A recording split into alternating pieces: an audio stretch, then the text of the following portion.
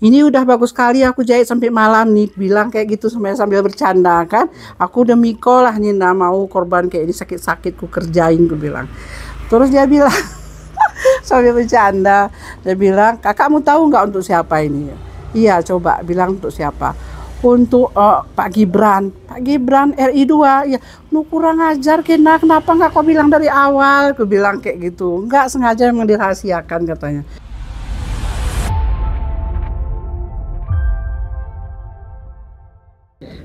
Bu Idawati, mungkin bisa dijelaskan bagaimana perasaan Ibu sebuah karya tangan Ibu dipakai oleh orang nomor 2 di Indonesia?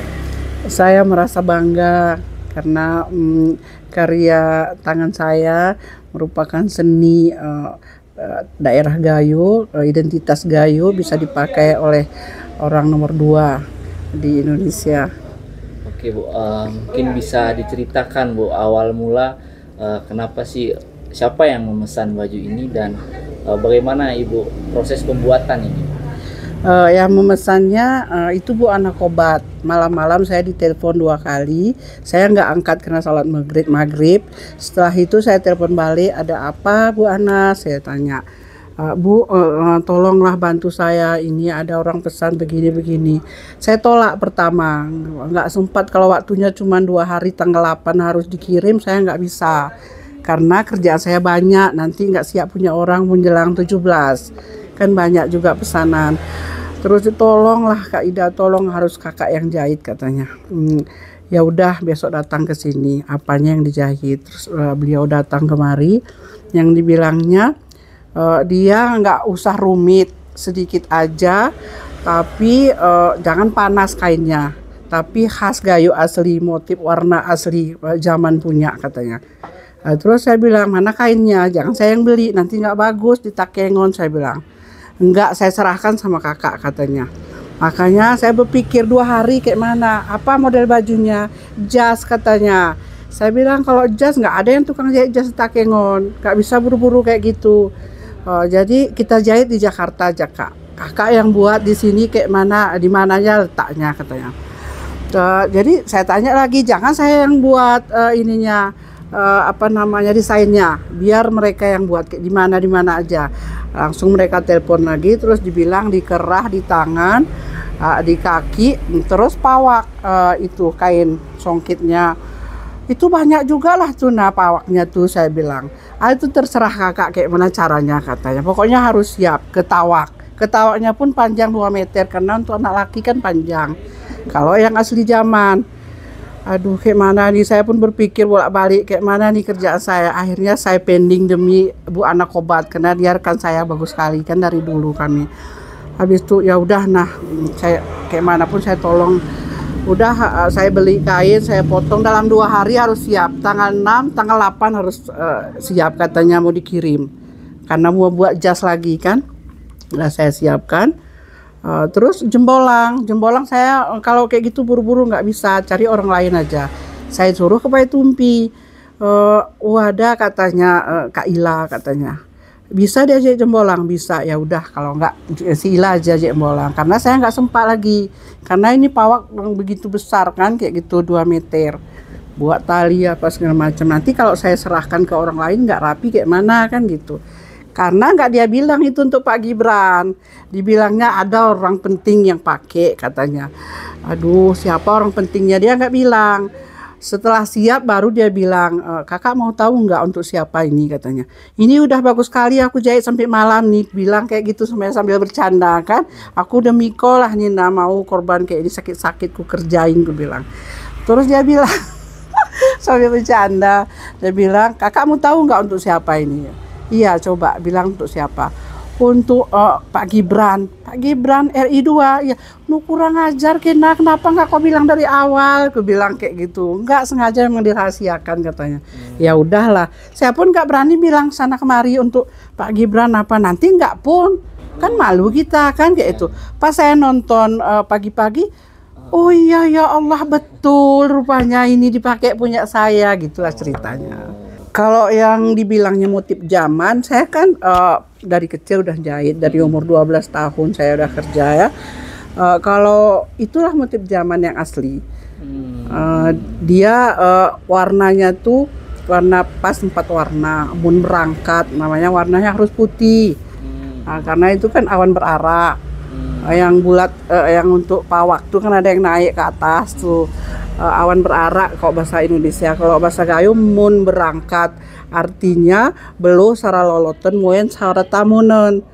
Sifat kegotong royongan di dalam masyarakat. Dulu kita kalau misalnya besinte ngawinkan orang itu sama-sama kita mau bikin cecah ke mau masak cari kayu, itulah artinya maknanya itu gotong royong.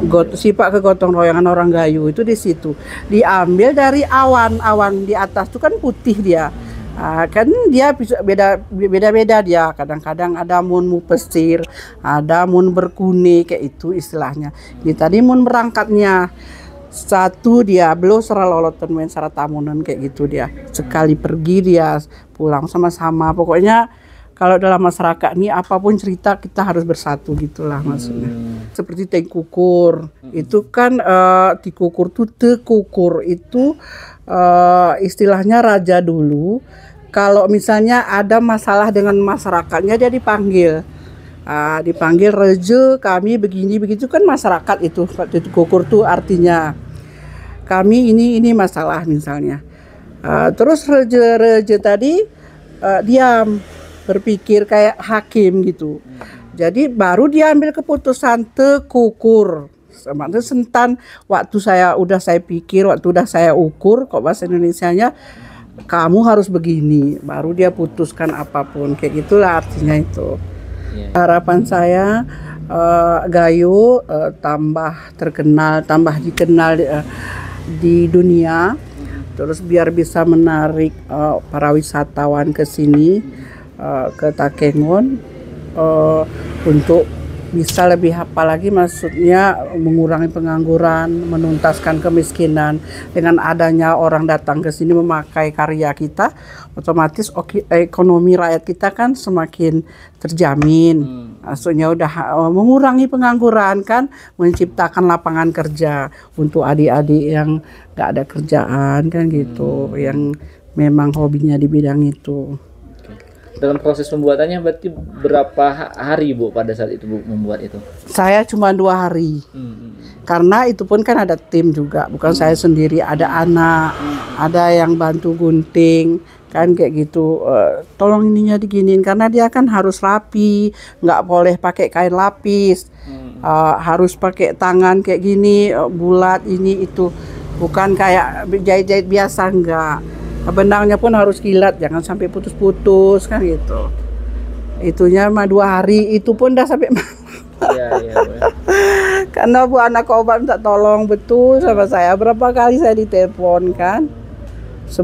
Sebelumnya nggak saya indahkan karena ngapain buru-buru jahit kayak gitu, nanti nggak rapi kita disalahkan kan. Akhirnya beliau datang terus minta tolong gini-gini Kak, tolong ya udah. Terakhir baru dia bilang waktu udah siap, Kak ya Allah cantiknya, dikirimnya lah ke sana. Pas saya udah siap dipoto, kirim ke Jakarta langsung dari sini video call orang tuh. Masya Allah cantiknya, kirimkan terus Bu Ana katanya. Di depan saya sendiri, orang tuh yang di Jakarta nggak tahu saya siapa. Kalau channelnya saya nggak ngerti. Yang penting kita jahit bunga aja. Ini Bu, kiprah Kerawang Gayo ini kan semakin dikenal nih Bu dengan adanya festival kemarin. Selain Mas Gibran yang Ibu jahit dengan Kerawang Gayo itu, ada nggak pejabat-pejabat atau artis-artis yang pernah Ibu buatkan juga Kerawang Gayo? Banyak, seperti apa namanya itu yang artis Gayo tuh kan ada. Paul kan itu ada dikirim ke sana untuk timnya tuh, untuk siapa tuh Nabila kan ada yang datang juga kemari. Siapa namanya Rio apa? Rio Dewanto. Rio Dewanto pernah datang ke Kediri kita. Terus kalau pejabat-pejabat tinggi ada juga yang datang ke sini, saya buatkan kayak gini. Kadang-kadang bukan beliau langsung, ada yang apa yang sekretarisnya mungkin apanya telepon kayak gini Bu, ini untuk Polan. Jadi saya kan nggak ingat lagi ya, masih banyak kayak gitu. Ibu sudah berapa lama nih menekuni Kerawang Gayo, dan dari semenjak umur berapa Ibu bisa? Kalau cerita saya jahit, kami orang susah ya, memang dulu memang susah kali petani orang tua kita. Semenjak saya kelas 6 SD, ibu saya pertama di Bebeseni menjahit kerawang. Dia diklatkan ke Jakarta oleh perindustrian tahun 83. Tahun 83, terus ibu saya mengembangkan, mengajar ibu-ibu yang nggak ada kerjaan, kan ada duduk-duduk depan rumah dipanggil, ayolah jahit ke sini, biar ini bisa buat tas segala macam, biar jangan jadi duduk-duduk aja siap dari sawah kan gitu. Terus saya waktu itu kelas 6 SD, saya nggak dikasih jahit, saya tetap masuk ke mesin jahit. Jadi saya dilarang, kamu masih sekolah jangan pegang mesin, nanti rusak, karena mesin kami cuma satu. Jadi waktu orang tua saya pergi melayat, apa orang meninggal segala macam, ada pesta, saya langsung masuk ke mesin jahit. Saya belajar terus. Setelah itu umur 13 tahun ya, kelas 1 SMP, saya udah jahit. Pas ibu saya pulang dari Banda Aceh, dia bilang, ini siapa yang jahit? Udah banyak segini kan. Setiap pulang sekolah saya jahit. Alhamdulillah dari semenjak itu saya nggak pernah lagi minta uang belanja dari orang tua. Biaya sekolah segala macamnya itu kebutuhan sehari-hari bisa, alhamdulillah kita sampai detik ini. Waktu udah usia ibu, udah 44 ya, tahun 71 lahir. Berarti udah 30 tahun lebih. Gitulah kira-kira, saya pun nggak ingat lagi. Cuman ingatnya sebelum itu saya mau jualan jeruk apa dari kebun. Setelah saya jahit, saya tekuni terus sambil sekolah. Sekolahnya pun memang tamat SMA cuman kan jadi. Berarti dari pendidikan ibu memang awalnya lahir di Bebesen dan sekolah di sini gitu? Iya, sekolah di sini. Dan terus saya tekuni menjahit, biarpun orang nggak ada yang jahit, saya jahit terus. Saya panggil nanti daripada orang susah nggak ada uang, sini biar saya ajar. Saya nggak pernah minta bayaran sedikit pun. Nah, sekarang saya nggak bisa ngajar lagi karena udah kurang-kurang sehat. Kalau nggak setiap hari ada orang di sini 7, 6 orang, 10 orang. Saya kasih mesin, kasih benang. Yang penting jangan susah, jangan minta sama orang tua. Kita harus berdiri di kaki sendiri. Kayak gitu saya ajarkan anak-anak yang putus sekolah. Alhamdulillah, makanya tercipta ini kampung Bebeseni, kampung kerawang, karena rata-rata ibu-ibu di sini udah pada jahit kerawang. Udah ada pelatihan, saya suruh terus ikut belajar, jangan karena kita nggak bisa, kan harus pakai uang belajar ke luar. Kalau ada pelatihan jangan nggak masuk terus, saya masuk selalu. Biar ada ilmu dapat sedikit, kan ada dari pemerintah. Udah dapat uang saku kan gitu, dapat ilmu lagi, nah itu diterapkan. Sekarang memang kan dah tua ya. Di Bebeseni rata-rata keluaran dari sini. Semua ini dulu kerja sama kita, habis itu saya suruh buka, karena kita pun kan janganlah kita kekang selalu anggotanya kan, biar dia pun berkembang, bikin brand apa, saya bilang kayak gitu, masing-masing kan rezeki masing-masing. Saya pun nggak tentu selamanya di sini karena udah tua kan gitu. Kan harus ada ininya ya, generasinya. Terakhir Bu, ini pesan untuk para pengrajin kerawang gayo, mungkin motivasi untuk mereka setelah ini kan viral di PRI 2. Iya. Bagaimana supaya mereka terus mengembangkan kerawang gayo? Jangan putus asa, jangan pernah berpikir kerawang itu tidak laku lah, mahal begini kainnya, bahannya, jangan. Tetap berkarya. Karena jahitan itu nggak ada yang sama. Kita melihatnya, kalau saya nilai orang-orang memakainya, saya bisa tahu ini jahitan tangan siapa. Nggak ada yang sama karyanya. Biarpun motif sama, tapi karyanya nggak ada sama. Tetap, jadi ada aja rezeki itu, nggak pernah putus. Nggak memang kaya, tapi nggak susah kalipun. Terima kasih Bu. Iya. Download Tribun X sekarang, menghadirkan lokal menjadi Indonesia.